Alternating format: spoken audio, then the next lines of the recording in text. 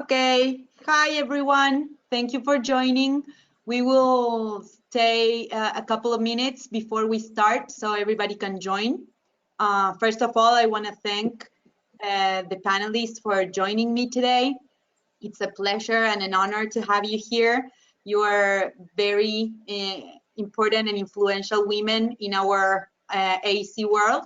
So it's amazing to have you. One of the good things about this pandemic and all this craziness that's happening is that I can have you guys in the same virtual room at least for an hour or so to discuss about the AC world, your experiences, and share with our audience your views on the architectural world, which is something that brings us together. So thank you so much for making the time to be here today.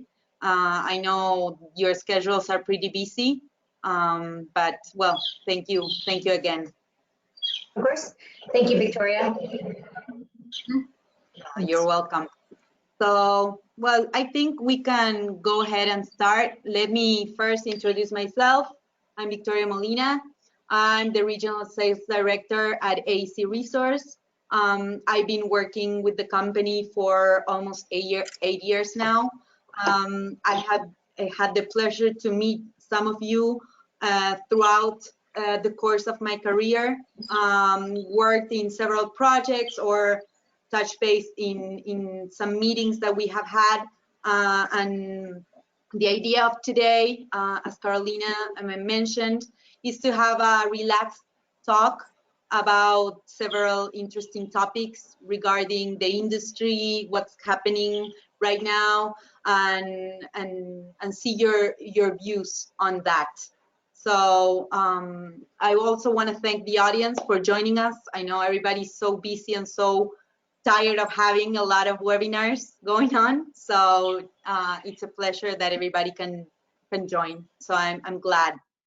So Belu, if we can go to the next slide. Oh, before we move to the questions, let me do a brief introduction of the participants. Here we have Vicky Reynolds. She's from the UK, so it's a bit late there. Thank you for doing this. Vicky is the head of the digital for I3PT and Search Central, where she's responsible for the digital strategy, product development, and industry engagement. She's also an active member of the BIM and the digital construction community, both locally and globally. And right now, she's the global vice chair and UK lead for the movement Women in BIM. Thank you, Vicky. Thank you. Also, we have Jennifer, who's joining from Arizona. She describes herself as a serial entrepreneur.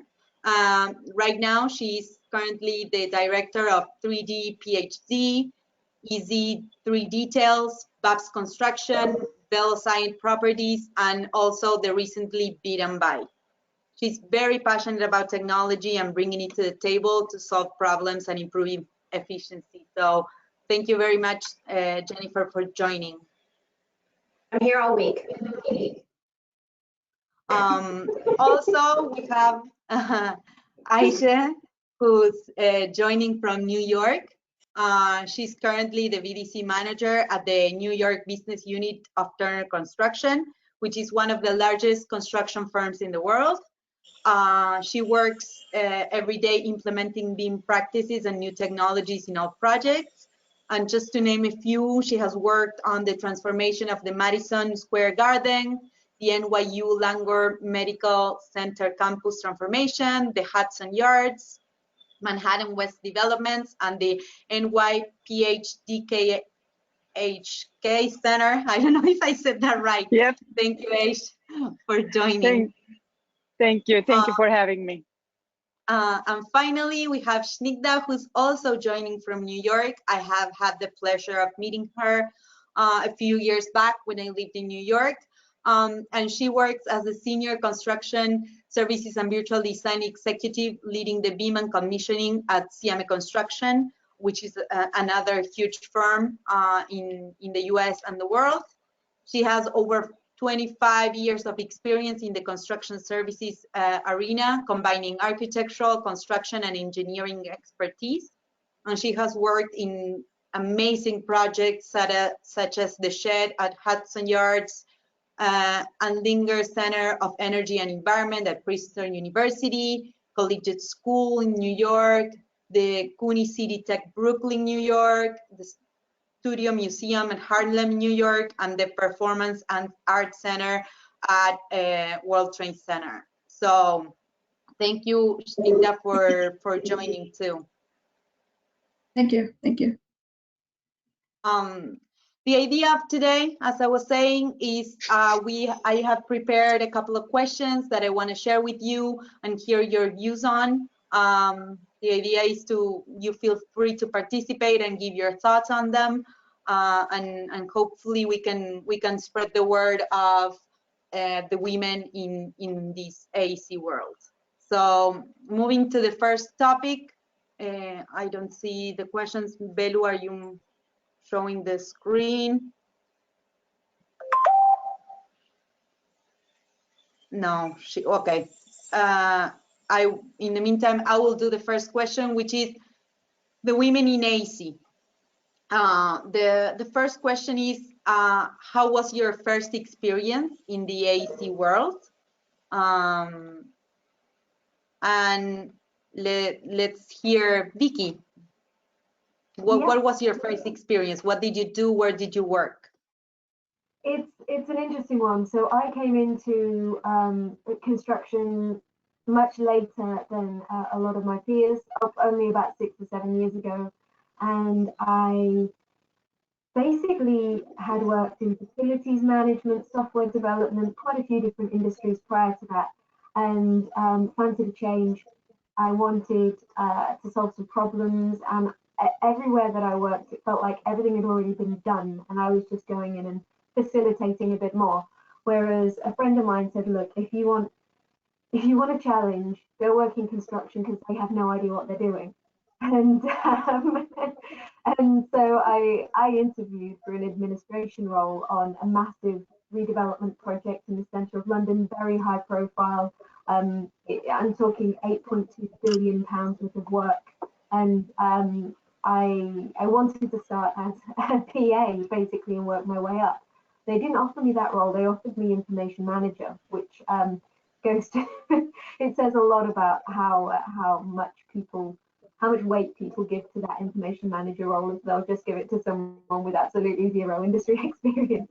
But I came on board, and one thing that I didn't realise when I'd interviewed for that role was that the woman who was due to train me up was actually pregnant, and she told me on my first day that we had 6 months for me to get up to speed before she went off on maternity. So I had a very, very steep curve of learning to do. And the interesting thing really is that once she left, we were two of very few women on the whole project. And once she left, it really hit me how isolated I was, and the project director had identified that I was quite new to the industry. He didn't care that I'd brought skills from elsewhere. All he cared about was the fact that I didn't know anything about construction. So he started this campaign of essentially harassment and bullying, and I had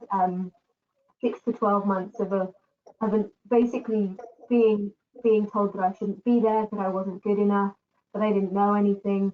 And what I realized looking back is all that did is it made me more determined to succeed, to learn, to get better. And I became almost obsessed with data, information management, problem solving, making things better.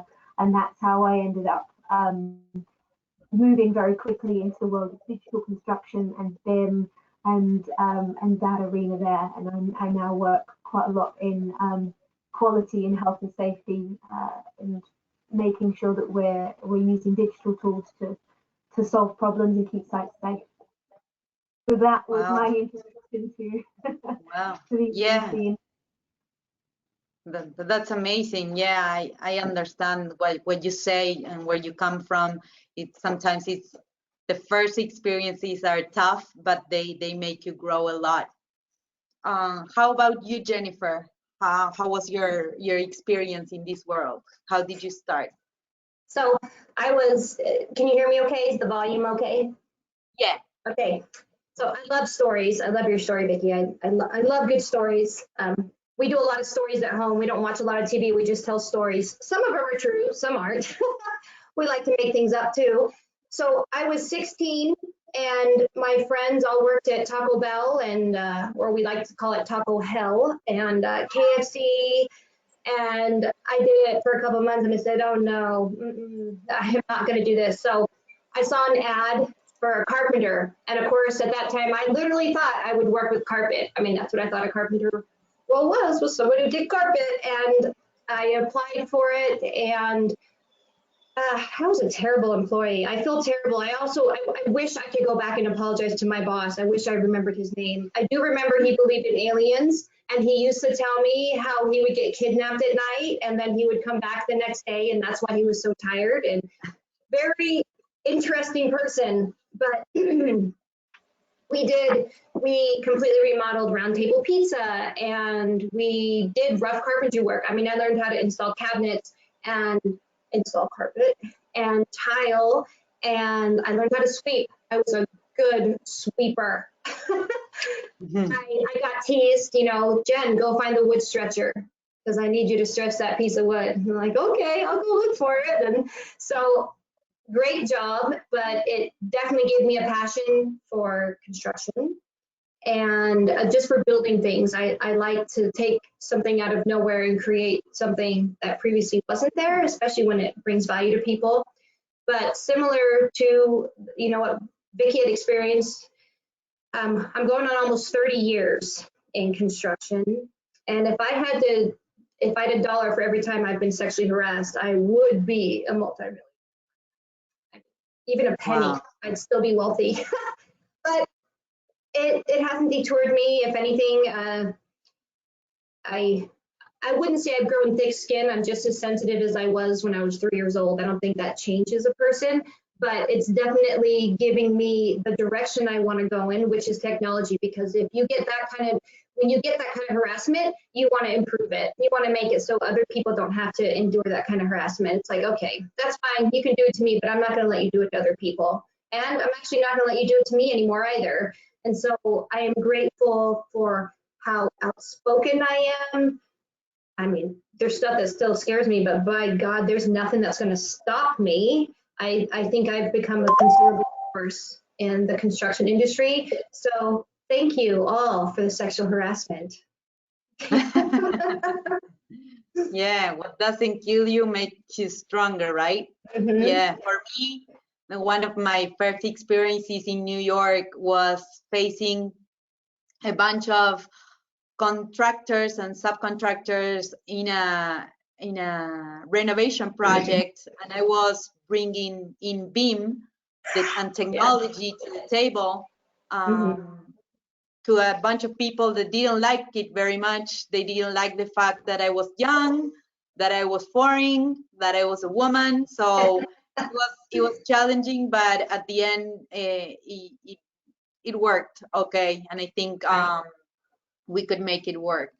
Right. How about you, Snigdha? What any big experience like that? Yeah, with me, I mean, I started my career back in India, and then, sorry, actually in Middle East because that's where my parents lived. So I used to go there doing internships, but I was studying in India at that time. And then a full-time job, I started back in India, and then gradually from there, you know, moved to the UK, did some studies over there, and then moved to the US. So it was a, you know, huge transition from one place to another, but it made me very strong, learn the different cultures, as well as learn the different work ethics of people, as well as, you know, style of working. And that's how I mean, when I've been in the US now for what, 20 plus years, and I think it's just, you know, as Jennifer just mentioned, dealing with people, dealing with, you know, especially being on the field, it makes you stronger, and especially as a woman from a different country, it just helps more to grow because, people tend to, take you for granted. And that's when you have to put your foot down and say, no, this is what, So that's what has helped me. And that's been my experience on my journey in construction. But I did graduate as an architect. So I've been in the construction/design world throughout. Many years. Amazing. And you, Ace, how was it easy for you? Like your experience getting in this world? Well, I always wanted to be an architect, and I graduated architecture, and then I came to US and started working as an architect. So that was my exposure to the industry as a designer, and then I switched to construction. So the construction actually, my interest in construction started when I was getting involved with BIM technologies. It was around 2006 actually when I first started using, BIM tools in an active way. Before, like with AutoCAD and AEC, it's just you can do sort of a BIM with AutoCAD as well, but just meeting with, introducing yourself to more advanced tools like Revit or other software tools that you can do BIM. Was around 2006, and then I switched to construction on 2010, and that was my journey actually. I would say that 2010 was the time that I started acknowledging how far this can go. So as an industry and as a BIM tool in the industry. So that was the first eye opener for me. Wow, amazing, amazing, great. So, and well, moving on to the next question for Ace and Snigdha. There we go. We have a bit of a delay. Yeah. If you can tell us a life-changing experience in your career and how this helped you until today. You mentioned 2010 as being like an important year. Like what happened or how things changed in that year? Yeah, it's funny actually. I never told this story before. I was working in an architectural firm. As you already know, in 2010, there was a huge recession. Right. Like a lot of architects were out of jobs, and it was tough time in New York. A lot of upset people losing their jobs, and a lot of my coworkers actually, because they were out of jobs, they were preparing for the architectural exam. They were taking the exams for this license. So what happened is that was the time that I had a former coworker who works for Turner and who introduced me to the BIM department, which at that time we were only 5 people. So I joined that group in 2010, and that was a life-changing experience because I never thought that I would survive in construction.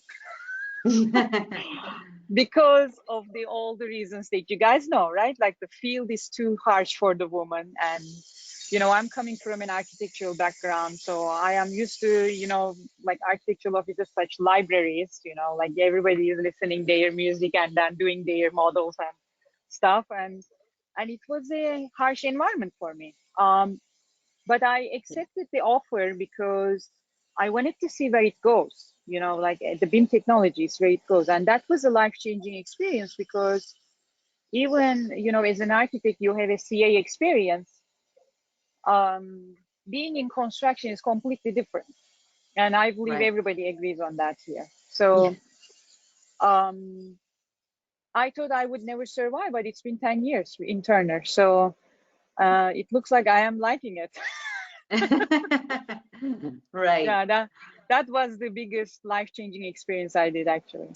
So awesome. What about you, Snigdha? I think I have a similar story. I worked as an architect myself, but I was always interested in the field, looking at details and I enjoyed design, but I think I was more interested in details. And as a result, I was always thrown in detailing everything.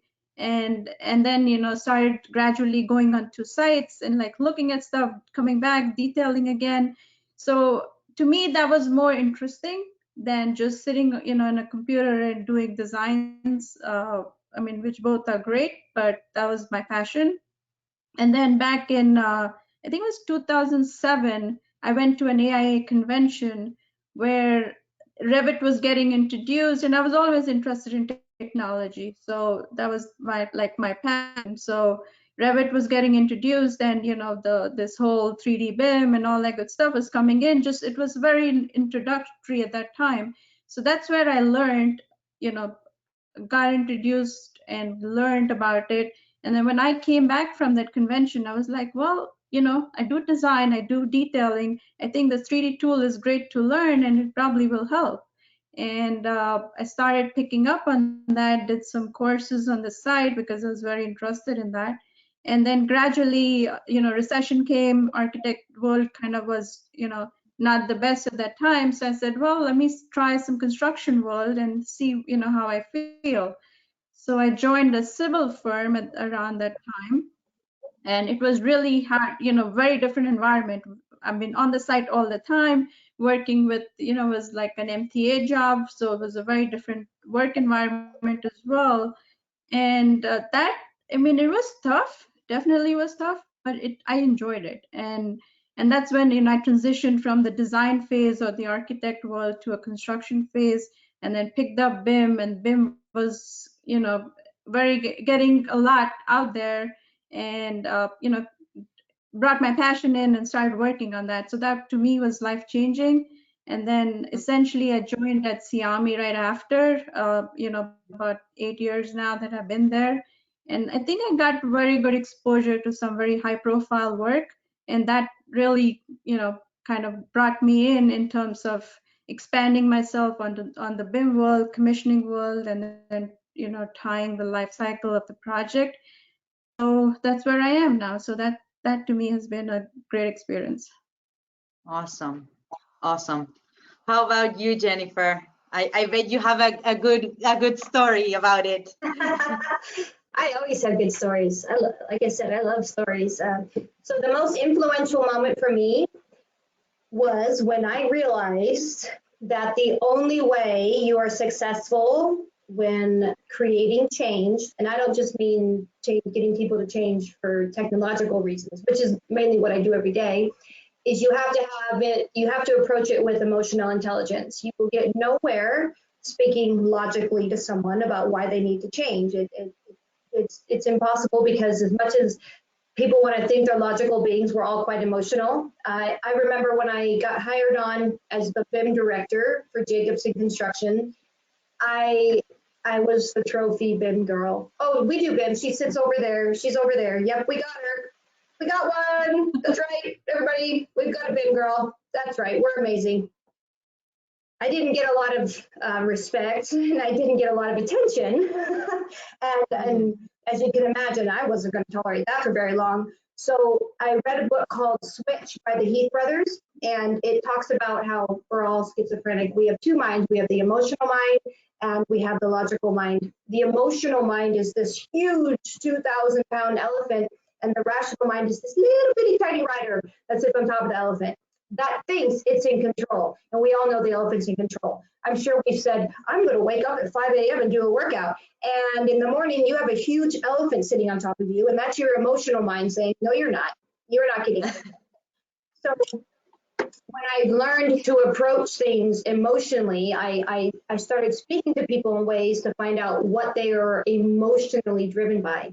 And I remember one of my first bosses, John Fortuna, amazing man. I learned what drove him emotionally. And within 1 year, I had a department of 5 people, and we had the best BIM department in the entire state of Utah, because I learned we're all emotional.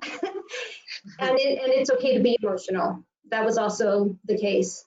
It's okay to cry if you want to cry. It's okay to be sad and to tell people, you hurt my feelings. It's okay to be human in this crazy industry. So that was my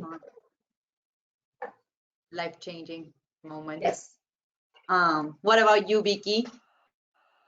Mine, I remember it well, actually. It's the first time, so after I'd moved from a major project management firm, I got quite a bit of experience under my belt working with a range of different stakeholders, loads of different projects, and I had a lot of ideas, and moved to a major contractor in the UK.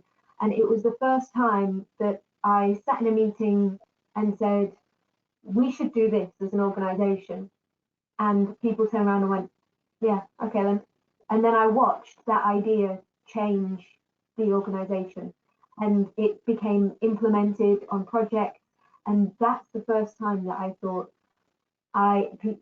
people will listen if I have good ideas, and I have good ideas. And from then on, I was much more confident in what I put forward, and I also realized that everyone's winging it.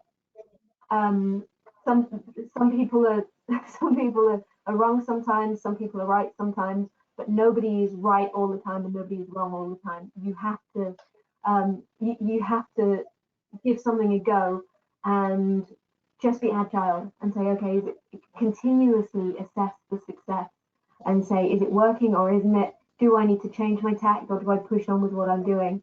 And it's sort of in line with what Jennifer was saying there. You have to have that emotional intelligence to understand when something's working and when it's not, and not have too much of an ego to not want to step back and say, right, we need to change our plan. And I found from that moment on, when that first idea was implemented, it's grown, and now I'm feeding back to industry, and I can see ideas that I put forward in meetings with the UK BIM Alliance and with some of the industry bodies in the UK, like the CIOB, then get implemented, and the ripples happen across the industry now rather than just an organisation.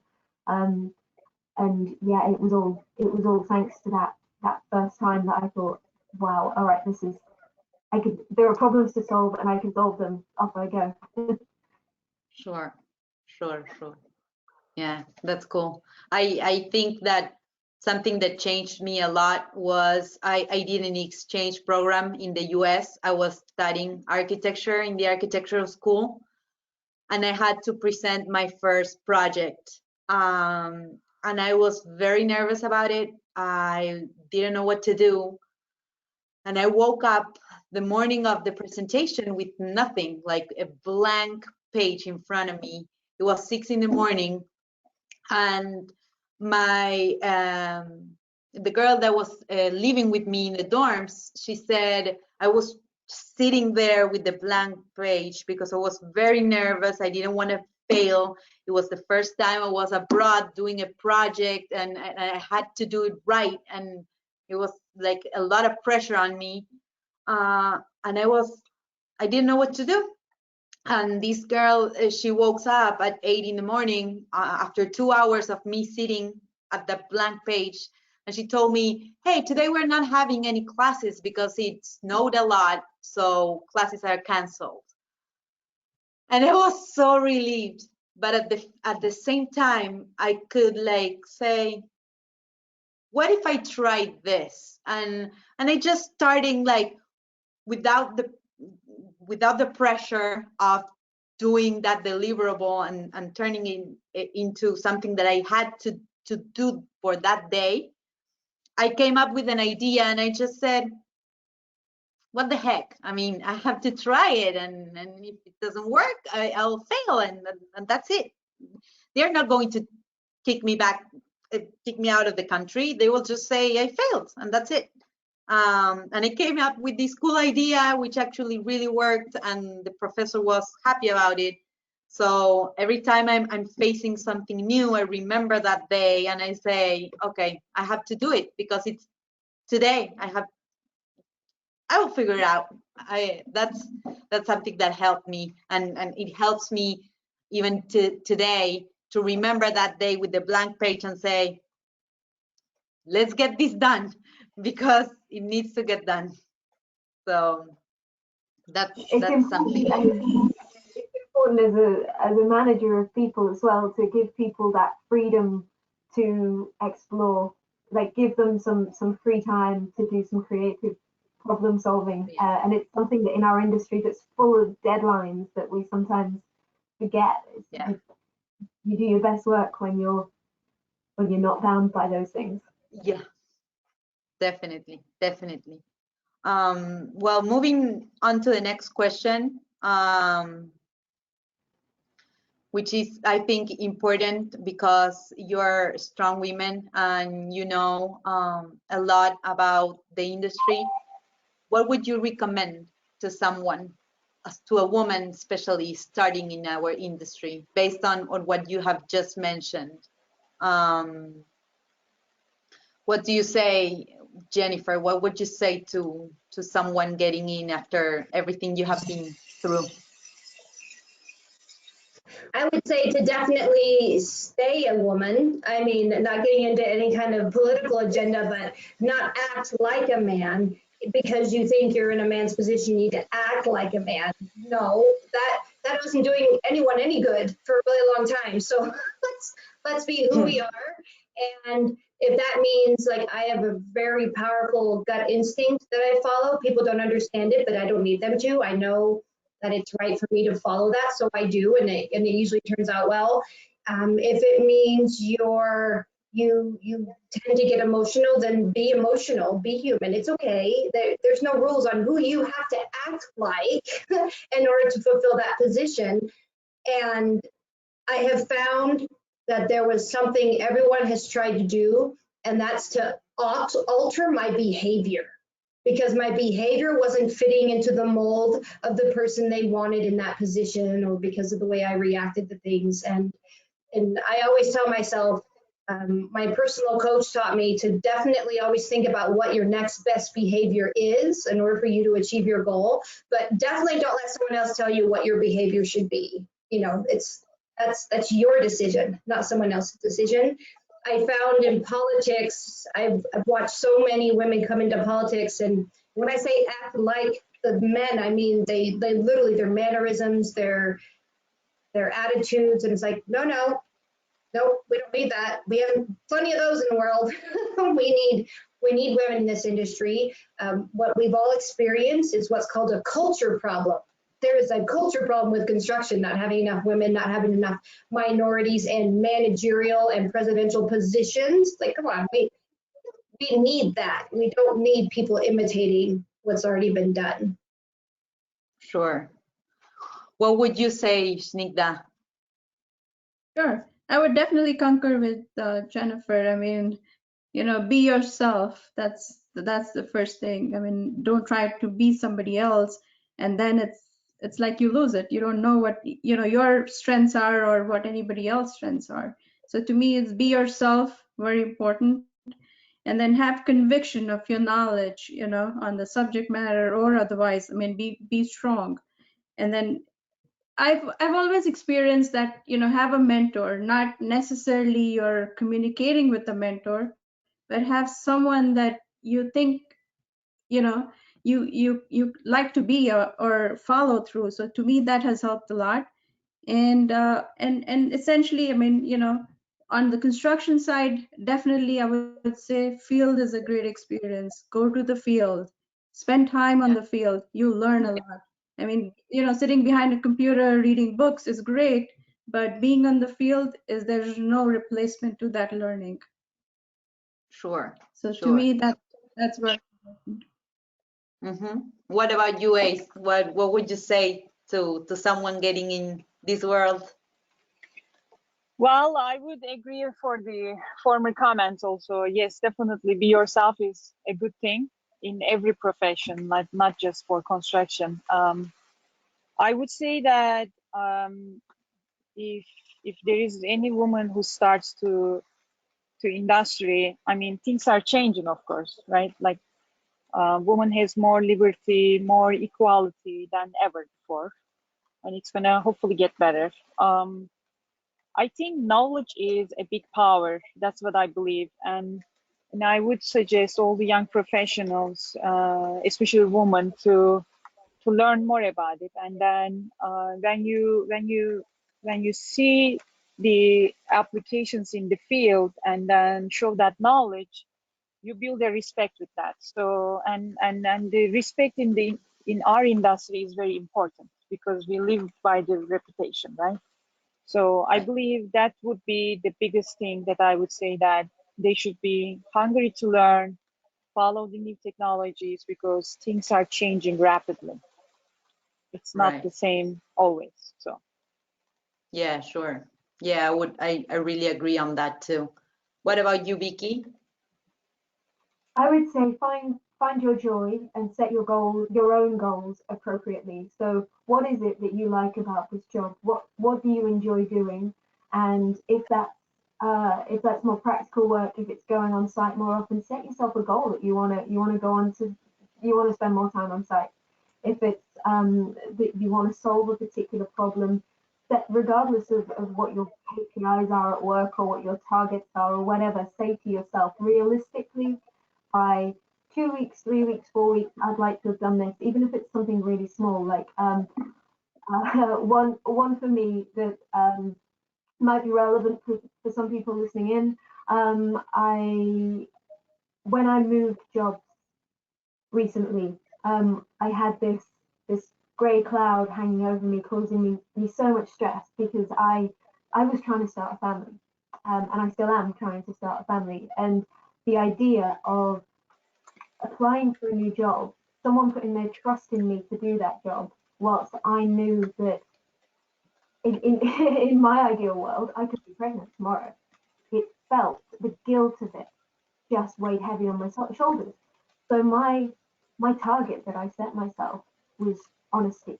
And when I had that conversation with my new employer, that final part of the job interview, I decided that for my own mental health, I needed to say, well, by the way, if you hire me, I need you to know I'm trying to get pregnant and I could be pregnant tomorrow. And the way I saw it was his response would let me know whether I wanted to take that job or not. And I was very fortunate. He looked me dead in the eye and he said, how does 9 months full pay maternity sound? I was like, fantastic. But then I instantly felt relieved and I had no guilt. And I walked into that job and I was confident and I had my head held high. And that is because I was focusing my targets on my own happiness and my own health, mental health and my own joy. And that is important regardless of what else is going on, what makes you happy. Definitely. Yeah, definitely. For every woman in this business and in any business, maternity is a big deal, and sometimes we as you said, we are afraid of showing that because it may seem a weakness, or it may seem something that is not or a disadvantage, when actually, as you said, honesty will takes you way further, you know. And it might not be right for you as an individual to bring it up. It might make you feel worse to talk about it, and that's fine as well. It's being able to just look into yourself and say, okay, right, what's my comfort zone? What am I happy doing? And I'm going to let that lead me, rather than doing what the industry thinks I should do, or what my friend tells me I should do, or what I think my new employer might expect from me. You have to put yourself, fix your own gas, fix your own air before you fix the air of someone else, if you know what I mean. Yeah. Victoria, not to derail, but I'm getting my GC license, and so you have to go through a certain amount, 40-hour class to get your license and test for it. And we actually had an HR director come in, and of course it's mostly men in the class. There was perhaps 6 females and the rest were male out of a group of 50 or so. And the HR director actually said, and remember not to hire pregnant women. I mean, he didn't last much longer because I didn't let that go. But you want to know if that person's in your organization, right? You want to know. You can tell by the look on someone's face. You can immediately how they're going to work. So I agree. Honestly, regardless how they react, you don't care how they react. Right. Yeah. Definitely. Well, the next topic that I thought of discussing today, that I think it's critical in the times that we are living right now, is teamwork and collaboration. I think it's very important right now to get this figured out and make sure we're working collaboratively with our team, because we may not be in the same room, like it happened because of this crisis and this pandemic. So I would like you guys to share your experience and some of the key things you find in teamwork and collaboration. The first question is, what are the 3 must-haves in your tool bag to ensure team success? I would like to do that question to you, Jennifer, and hear your experience. You have worked with a lot of teams, so let's hear it. Okay, I was actually just gonna write them down. So I think one of the first most important ones I learned having a team is you have to show up where they are. You can't show up where you are because you have a lot of different personalities and everyone's at a different level of compassion, a different level of education, a different level of experiences. So you need to show up where they are when you're communicating with them and mentoring them, having any kind of conversation with them. You want to show up where they are, and then that inspires them to meet you where you are. So I think perhaps too often managers come at people with, here's who I am and here's who you have to accept me as being. And it's like, no, your job isn't for them to adapt to you. Your job is to manage them, and by managing them, you show up where they are. Another one is making sure they have access to whatever training they feel they need.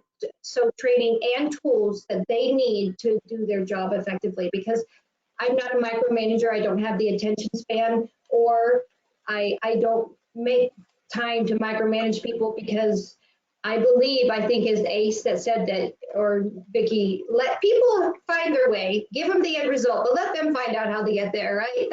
That's too much work to give them every single step. It's like, here's what I would love to see, and I'd love to hear how you get there. And then not to be cliche or to repeat it, but if people don't start communicating and understanding even just what the subject of emotional intelligence is, I think I know all my teams would be doomed to fail. And there's only one way you can bring out emotional intelligence in people, and that's giving them a safe environment. A safe environment to be emotionally intelligent, but to just be emotional, period. So show up where they are, access to tools and training, however much they feel they need to do their job successfully, and then a safe environment would be my top 3. Perfect. Great. What about you, Vicky?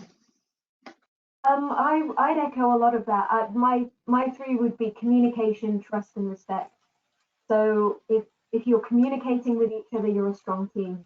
As long as everybody knows where everybody is, and but to underline that, you have to have the trust, because people need to feel like they can open up, and you can respect someone without liking them. That's a really important.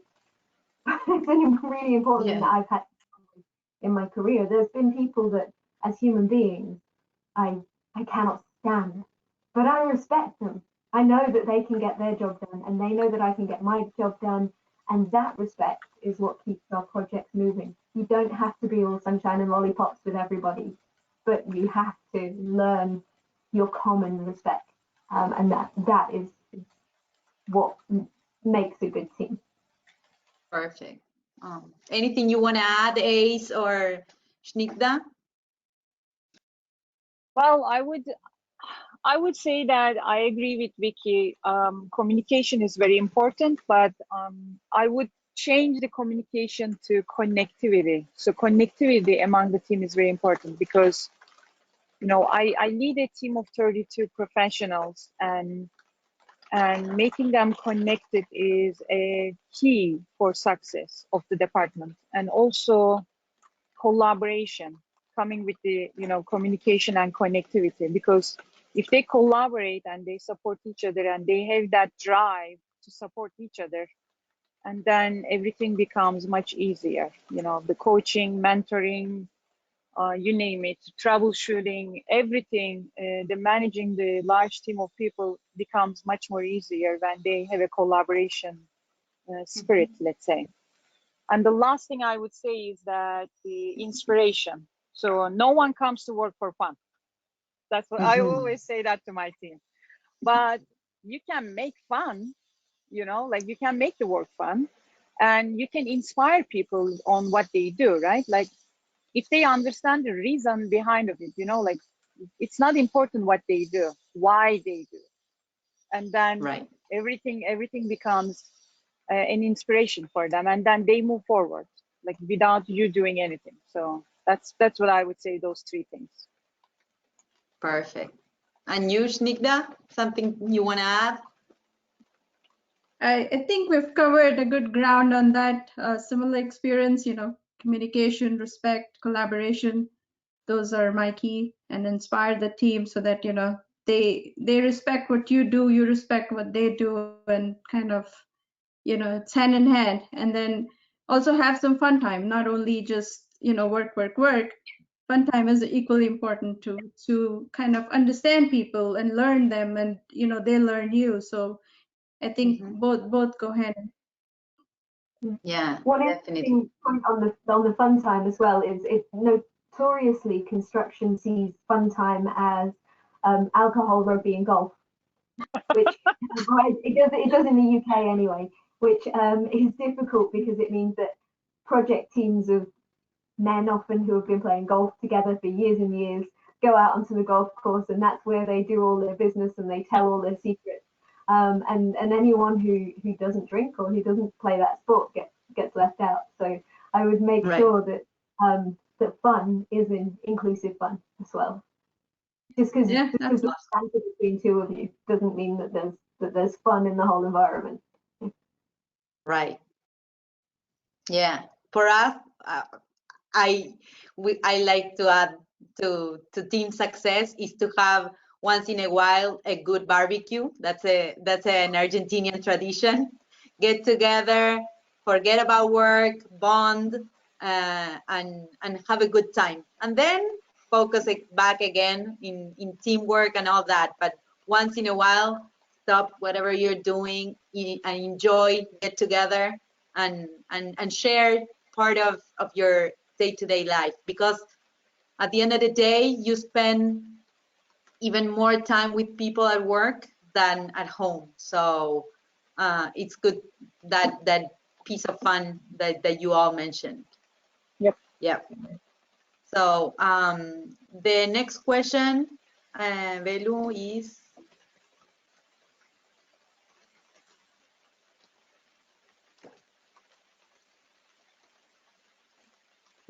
what's your advice for a team to thrive in terms of collaboration? I think we all mentioned like being collaboration as a key element for team success. So what would your advice be, Aisha? I would say it is, you know, in terms of collaboration, that's a, how can I say, that's the character that you have to build among the team, actually. And also you have to understand that you have to explain them that collaboration is going to make them more successful, right? If you help each other, if you anyhow, you know, like not just the BIM team in the construction, like if you help project team in anyhow, can be a design team, can be the construction team, like we talk about the respect, right? Like you build a respect that people know that you care about it. So I think that is the drive that every team member in construction should have. Actually, it's funny because today I was in a project meeting and I heard that one of the team member who is actually just just handling a visualization of the work, like, just handling the cameras in the site, noticed a problem in the construction that we missed it, like as a whole team, and highlighted. And he's not even a member, like the team member or a construction part of the construction. He's there just for technical reasons. That collaboration is the spirit that you want to have. And I believe that is everybody should have that as a character in their portfolio, that makes the team successful. Awesome. Yeah. Yeah, definitely. What about you, Jennifer? I like to work hard and play hard, and I love cliches. I love party planning. So when I used to own Scene 3D, I planned a big summer party, a big winter party, and then once a month we would do a potluck, and everybody would bring in food once a month. We'd have instantaneous parties where we would roll each other around in chairs and play bumper chairs. I mean, just instantaneous, spontaneous things where you just, okay, everybody stop what you're doing. We need to go do something and have a mind break. With my new company right now, I want to get coloring books and puzzles. And so when we're doing our creative meetings, people can actually be creative. And so I think it's like what we've all said, definitely plan for the activities and make create the culture that allows for fun, but then just organically let it happen. People are great at aligning with each other and making friends with each other, or they find out they don't like each other, but they can learn how to work together. So create the environment, create the culture, create the opportunities, but then just organically let them make it happen. Sure. You, Snigdha?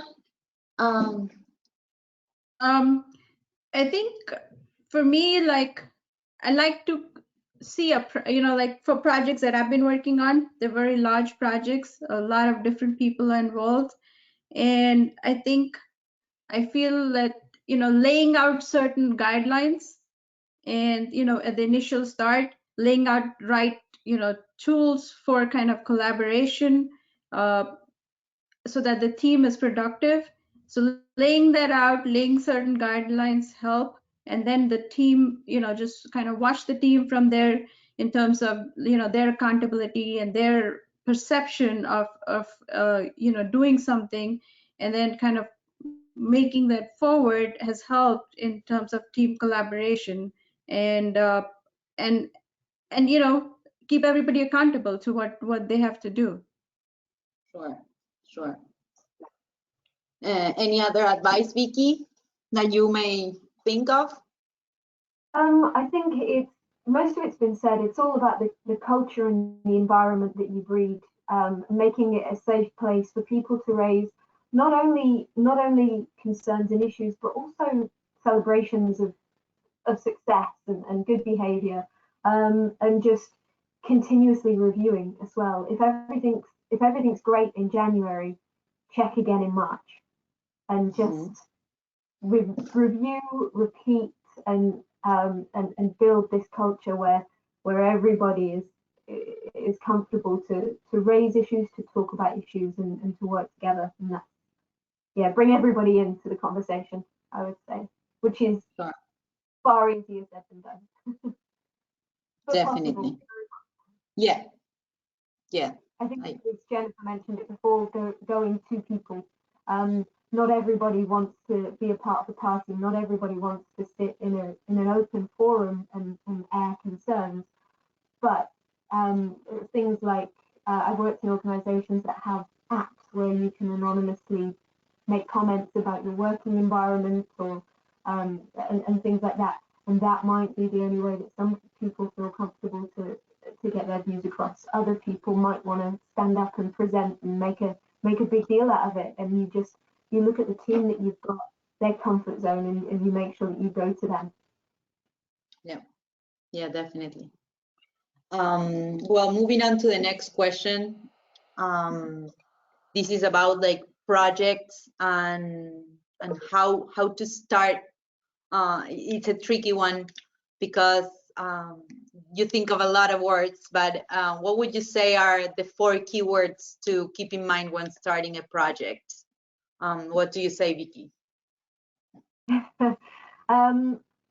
I would say, okay, we can do this. 4 simultaneous words, and that's it. It doesn't need to be any more complicated than that. Or what's the real problem? I would say. One thing that we forget about quite a lot in the built environment and across construction is why we're doing what we're doing. And it might be to house some people. It might be to develop a school for children. It might be, there's always an end reason for doing what we're doing, and it's not to lay a brick or to meet the completion deadline. So make sure that you're focusing on what the actual problem is that you're trying to solve, and that you sit there and you go in with an attitude of, right, we're going to solve this. Let's choose a method. Awesome. Yeah, it's a great way of starting a project. What about you, Snigdha? What would you say? Well, I always start with nothing is impossible. You can always achieve it. You just have to lay out certain, kind of steps to achieve it. And I mean, yes, focus on the big picture, but I always like to do like mini milestones so that, one by one, you're achieving them and achieving the big picture. So nothing is, impossible. It's always achievable. You just have to lay it out correctly and then it will be done. Sure, definitely. What about you, Jennifer?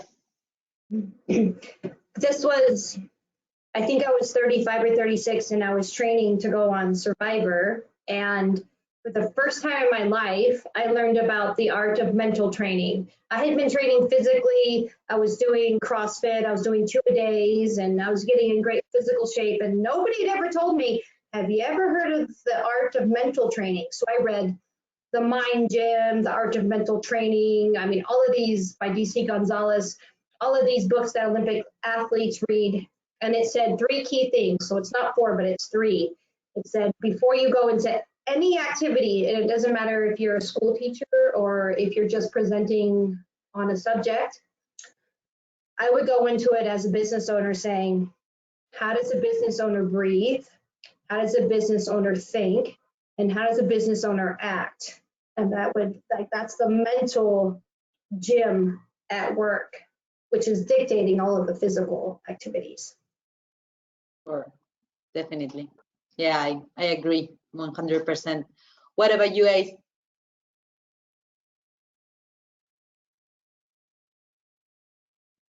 No, we cannot hear you now. Okay, now it is. There. Yeah. I would say when you are starting a project, first thing, read the contracts.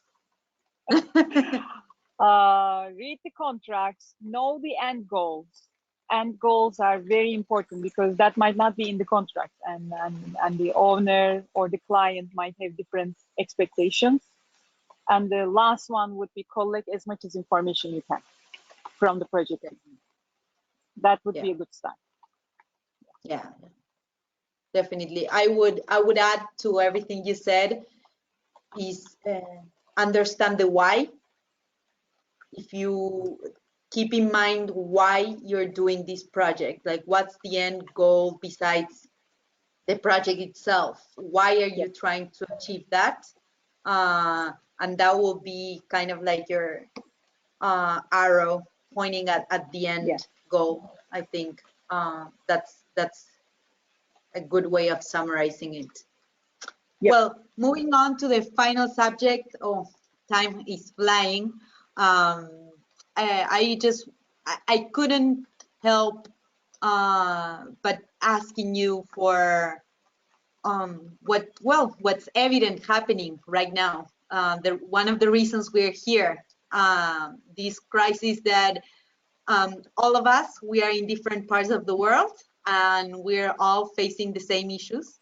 So I would like you guys to give an advice on how have you handled the effects of this pandemic in your day-to-day work. Let's let's hear you, Snigdha. Sure.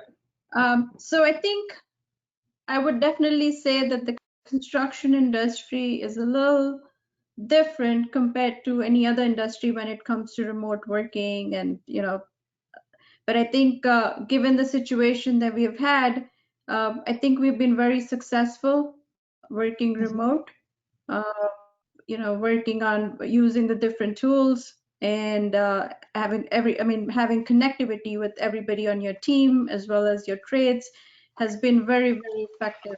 And then the different, like I actually have 7 projects under me right now. So, and some of them are on the initial stage, some are on the middle stage. So the different stages of project also kind of help you define what you can do remote or what you cannot do remotely. And then now with things opening up in New York, like I am going in, probably twice a week, just to, so that the sites are open, so that I'm able to go there. And then it also actually has helped kind of making sure that you have those 2 days to essentially do everything possible in those 2 days because you like to come back and then catch up. So I think that time management as well as the work management has changed, and I think it's been pretty effective in terms of what we can do, sitting remote as well as trying to go in and accomplish what you need to accomplish. Sure, definitely. What about you, Ace? Actually, there is a lot, like we can create an event for this question actually. Because I think it changed everything. It changed the way we look at the world, the way we look at the work. It changed a lot of things. This pandemic actually was an eye opener. So I would say that so we started, working from home around mid-March. I believe a lot of people did the same thing in New York. So when we start, we said that how we can communicate, how we can connect to each other remotely. I mean, for the nature of BIM work, it's usually online and on the cloud. So it wasn't really a different thing for us. But I would say that as a team of 32 people, we feel much more closer to each other right now. Why? Because somehow the work came to a personal level, right? Like, because all of us are connecting from our house, right? Right now, like, who is in the office right now? Jennifer, you are in the office? Yeah, but well, you're in Arizona right now, right? We're in Utah. I mean, Utah, knock okay. on wood, we're stage orange. So I have a staff of 8 people here, and we're all wearing invisible bumper balls. Like we can only get so close to each other. Yeah.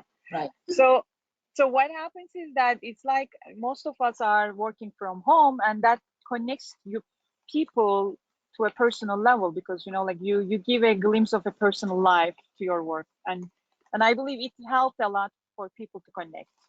Also, we do huddles every day in the morning, and we have 3 groups of huddles because we are such a large group, so we divided into 3 our team.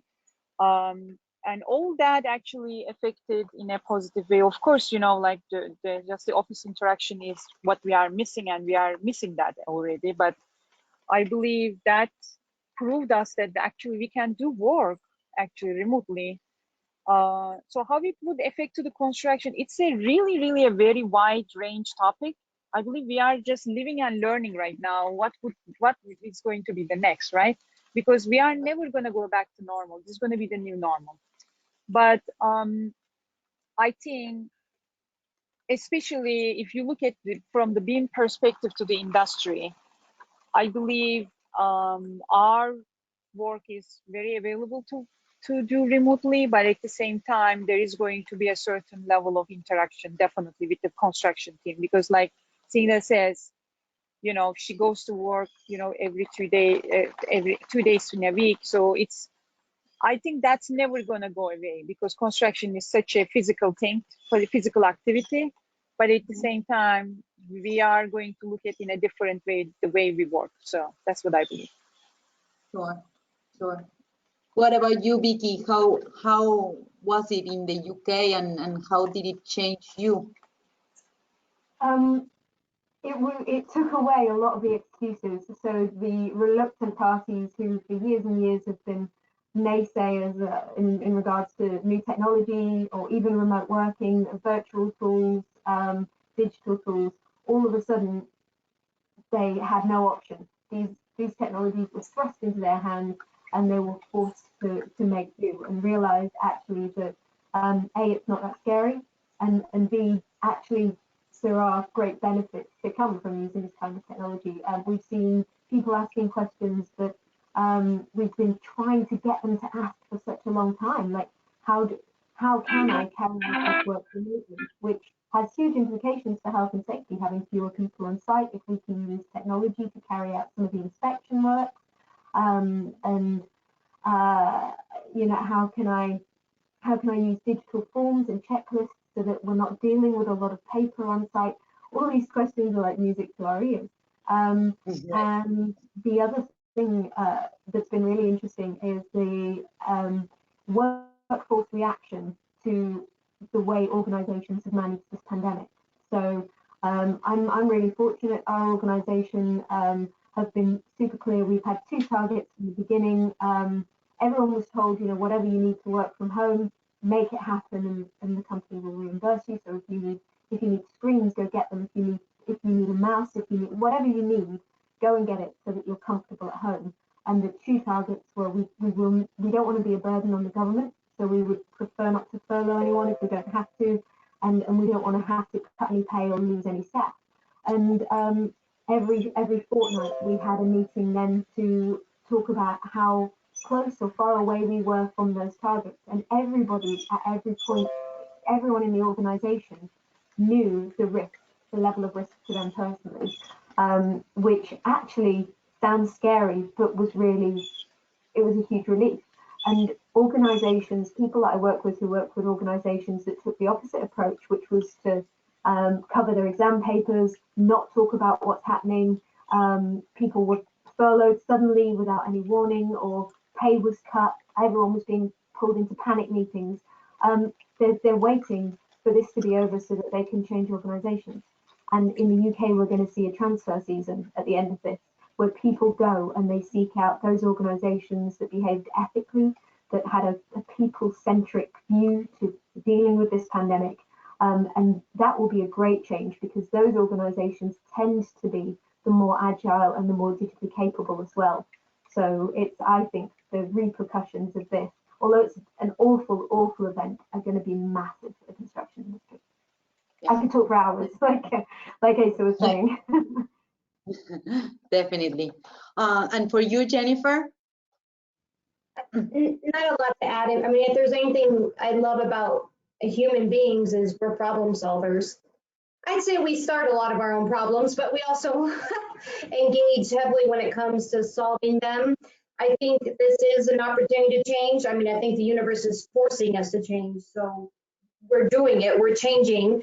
I don't like the social distancing. I think, gosh, if anything, we need to become closer as a species together than to socially distance ourselves. So I am grateful, like I said, that at least we're becoming closer mentally with each other rather than physically. So we are making strides somewhere, but even though this is an opportunity to change, I still think it's an opportunity to stay strong in your convictions. I believe and I act in an environment of abundance. I remember 2008, I watched The Secret and I drank the Kool-Aid, and I believe in an abundant universe, and I am still believing that. I mean, I'm facing sinkholes like everyone else. We're all suffering in some way, but that doesn't mean I have to change my belief in abundance.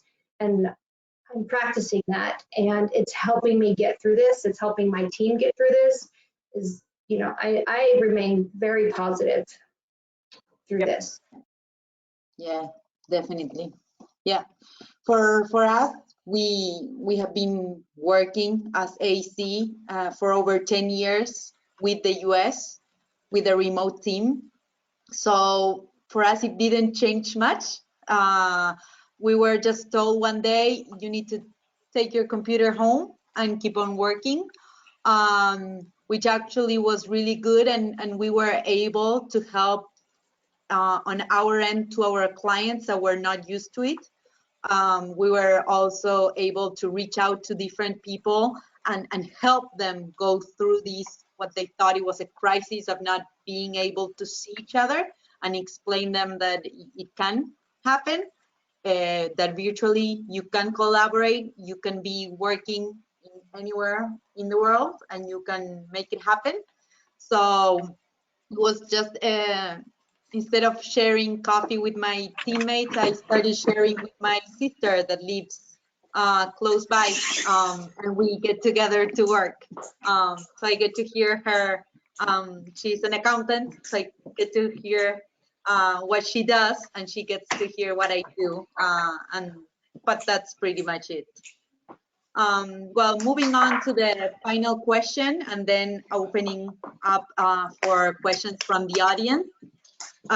The final question is, well, challenging. How would you define a new normal? Like, what's going to be the new normal from now on? What do you think, Jennifer? I think that we're going to see a lot more residential construction than we are going to see commercial construction, because the idea that you have to get up every single day and go to an office is forever changed. Not only because right now it's unsafe, but there's a lot of people who are going to say, I'm not coming back to your office. So I'm seeing a huge influx in people remodeling their homes and changing their home environments to be more comfortable. And I'm not sure how much longer that is going to last. But I think for me, with my family and navigating kids and dogs, and I think people and kids and everyone is starting to merge their home life and their work life more. I see people who tend to act a different way at home than they do at work. And I see that no longer being possible. Like your home life and your work life are so close together now in one place that you're starting to become the same person in both environments, which I think is healthy. I've never understood being two different people in two different environments. But how would I define the new normal? I would define the new normal as someone who's just more aware of their surroundings, and definitely more aware of having to respect where other people are at. So I went to the store the other day, and there was someone there, and I went right next to the person to get something because I forgot. I just forgot. And she reacted harshly, and I just realized, I am sorry. Instead of being like, well, my God, what did I do? I realized what I did. And I was like, oh my gosh, I apologize. I didn't mean to impact your safety. So it's being humble to where people are at right now, which is fearful and concerned. So it's not all about us and our own little bubbles anymore. We have to be careful about the other bubbles we enter more than ever. Definitely. What about you, Vicky? Oh, we can't hear We you. can't hear you.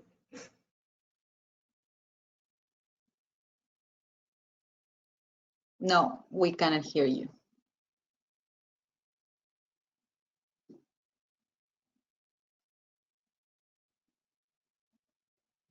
No, no worries. Well, while you fix that, let me ask Snigda.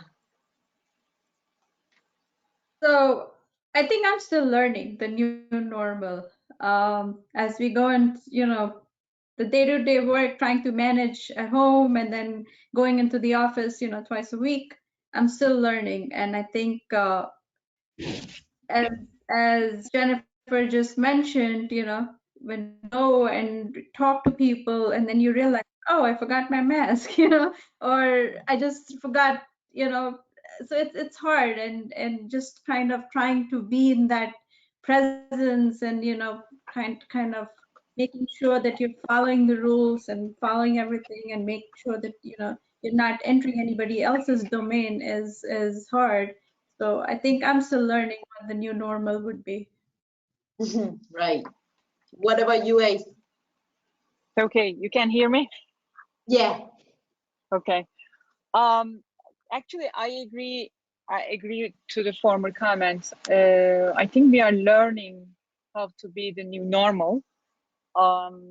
Definitely there is a portion of the job can be done by remotely, which we never knew. We never knew that, you know, people would be easily adaptive to the you know, web technologies, the cloud-based technologies, or you know, these virtual meetings. I believe a lot of people pass that learning curve and try to be, you know, collaborative about it. But you know what is happening? I think the new normal is going to be this work and personal life harmony. You know, this work-life balance that everybody talks about. I believe this is going to be like a kind of a harmony now, not a work-life balance, because work is kind of embedded to your personal life now. Like I am joining to you guys from my, you know, back of my house, and you know, just from the deck. And that's a new normal now. I never thought that I would attend to a panel from here, but it is happening. Right, Yeah. definitely. I know, I'm surprised I haven't heard any dogs or kids, because that's a new normal. Yes. Yeah, That's that it. becomes a new normal. Yeah. Right? What about you, Vicky? I don't know if we can hear you now. Can you hear me? Yeah, now we Hey, do. excellent. Sorry, I lost connection for a minute there, and it kicked me off microphone and camera and everything. But yeah, I'm back. I'm back now. I think the new normal is humanizing your colleagues. We'll start to understand a little bit more about who the individuals are that we work with, rather than just, oh, here's Dave from the office. I know that he's got some nice ties, but that's about as far as it goes. But I also think that the new normal for probably the next 5 to 10 years is going to be disruption. So it's just going to be change. We're going to keep demanding more as a workforce. We're going to have younger people coming in who will be demanding more of our industry and our organizations. And also, we've had a taste of new technologies, virtual working. The doors have been flung open to a whole load of possibilities that we hadn't considered before, and we won't figure out the implications, I don't think, in the next 1, 2, 3 years. I think we're still going to be settling in 6, 7, 8 years time, which actually, when you think about it, is massively exciting, because there's a lot of change that needs to be done in the industry. That doesn't mean that the industry is not amazing. It is. But the opportunity is high as well. So there are some great and exciting things on the horizon, I think. Yeah, definitely. I think that adding to what you say, and very related to what you mentioned, I think the new normal is going to be more close to compassion and respect to everybody that is working with you. Everybody has a life, has a family, has a dog, has issues, but they are doing the best they can. And I think that we are showing ourselves more human to others, and showing that I am not only this, but also everything that surrounds me, and I can still do it, and I'm here to help and work with you, and give a bit of my time to you. So I think that has changed a lot, luckily. I don't know. Sorry, I was just going to say one thing that has changed for the better is the first 5 minutes of meetings now, when you say those obligatory, oh, hey, how are you? People actually answer now.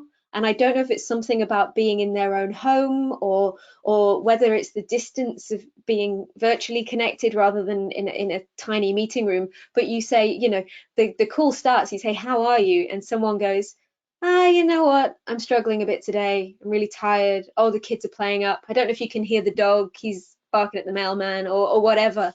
And you're like, oh, that's much nicer than the, yeah, I'm good.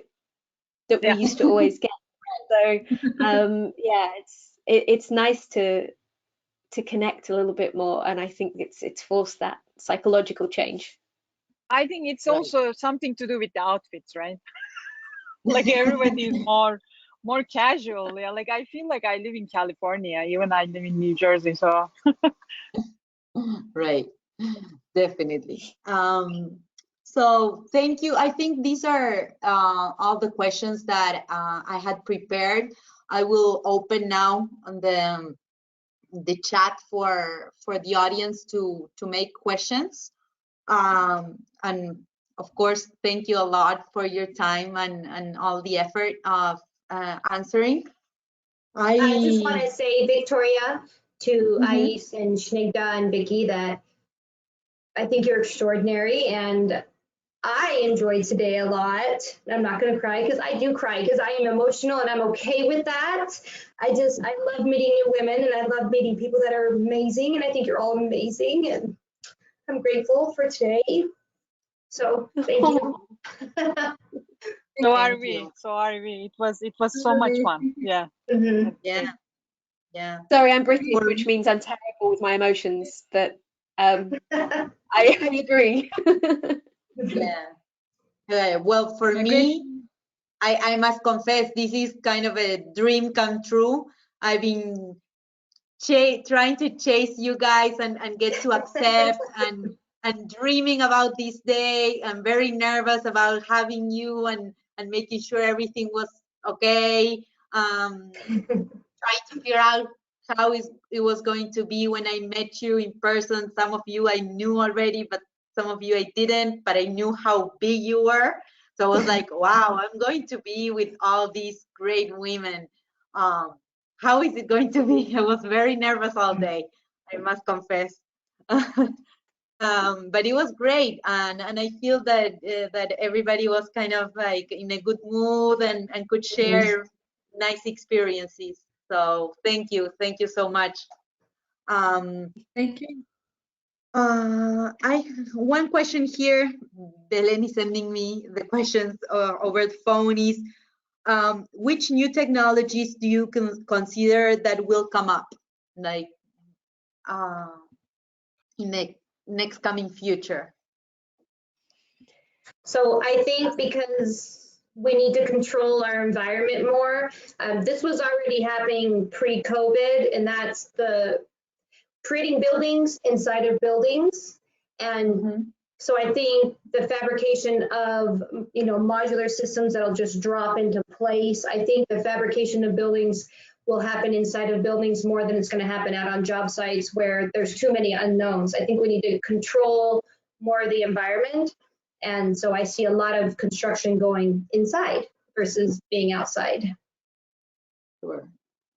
That's really interesting, and I think that then is going to lead to additional solutions having to be found for those areas. Like I know in London there's so much talk of modular construction and factory-based construction, but our big problem is logistics. So you build something in a factory environment, and then how do you get it across London to the site that you want to that you're constructing at, and so that then leads to more innovation when it comes to things like how we move large items safely, logistics, all that kind of stuff.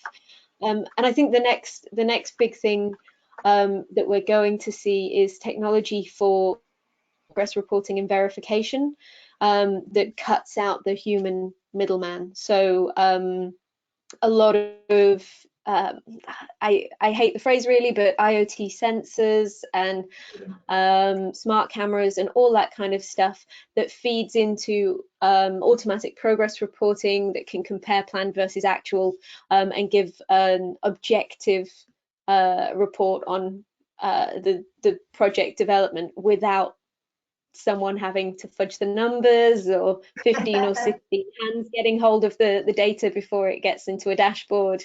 I think that's information and data management specifically through being captured by automated technologies. Right. Let me see. I'd just like to add one thing. I think before we shut down, I was at a seminar about robotic construction, and I was very intrigued by what I saw there. And I do think that with this new normal, probably that's going to advance. I mean, I'm sure it's many years, like maybe 10 years it'll take to come to like being fully utilized. But I think that's an industry that's going to really kick off in a good way. And it's very cool. I really enjoyed watching what I did at that time. Okay, here I have a question for Aisha. Through your career, what is the project that you love the most and why? Oh, that's like asking which children that you like the most of yours, right? Like it's like the same thing, right? Which project I like the most? There are many projects that I truly enjoyed because you build buildings and people live their lives in it. So it's a very rewarding job actually to do. It's a very rewarding profession. Which project I like the most is actually I love doing hospital projects and school projects because I feel like I make the most difference in life of these people. Hospitals are very important to me because every decision, everything that you add on this, like even a basic MEP systems that you've had put, which is a lot. So I always pay more attention, and the quality of those work is very important to us. Like we give more because hospitals are like such an important projects for us, and for me as well. I would say that like in the past projects, Madison Square Garden was very remarkable because it was so difficult to build that building with the lot of different obstacles. I would say that I didn't go to concerts there for around 5-6 years because I didn't want to see the building. and then I went there for the Game of Thrones concert, and I truly enjoyed being in the building because I remember every single problems and every single obstacles that we come through, and we made it as a team. And that made me so proud. Like I was feeling like I'm walking in a model, 3D model. And it was fun. And I would say that was a very unique experience. I still don't know how our team did build that building. It was really, really hard. Really hard. Right, I bet. Let me see. Well, here I have another question. What do you think that will happen to the BIM industry? I think it's going to adapt and grow, and the biggest problem that we have are the labels that we give things. So I'm dealing a lot at the moment with the concept of digital twins in the UK. So we're working on a national digital twin, and the main issue that we have is that as soon as you name something, it becomes a product, when actually the focus needs to be on the process. And with BIM, it's about the core values are all around better information management, turning data into something that helps you deliver a better project. And the concepts are the same no matter what technology you use, is that you need good data, you need good information management, and then that feeds into the technology itself. And so I hope that we might build on the processes and get less caught up in the name, in the labels.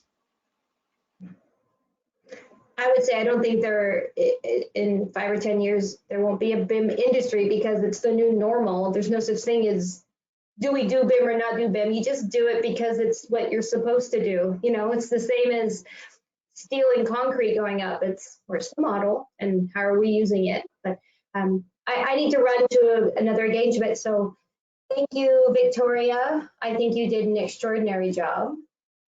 And Happy to join again if you do this again. Awesome. Final question, so we can close this and you can guys go back to work or finally go to bed, Vicky. Do you see a salary parity for women in construction increasing now? If it's difficult, if there are so many factors, and whenever I feel like there's a solution that's being worked towards, the figures don't support the fact that that change is working. So there was a whole push in the 90s that women should lean in and we should ask for the salaries that we want and we should be strong and bold, and that didn't work. And we had a bunch of women pretending to be men, and then it was okay, educate the organizations and let's get rid of unconscious bias and let's train everybody on that. And that's great, but the nature of unconscious bias is that it's unconscious. You can't train someone out of it. I think the only way that we're gonna level that playing field is by calling out bad behavior, being more transparent about payment. So I know in the UK, every organization over a certain size in construction has to publish their gender pay gap every year. And that, once that was introduced about 3 years ago, it's probably been the closest we've got to forcing organizations to tackle the problem, because they get put in a league table against all the other construction companies, and the ones with a smaller gender pay gap are getting the most talent, getting the most female talent, and the ones who have the bigger pay gaps are getting questioned. And they also have to list how many women that they have in senior positions, and I don't necessarily think that type of aggressive way of going about it should be the first way of trying to deal with this type of problem, but it seems to be closest we're getting to finding a solution or enforcing change. I think it's not an only problem in construction industry. It's everywhere a problem.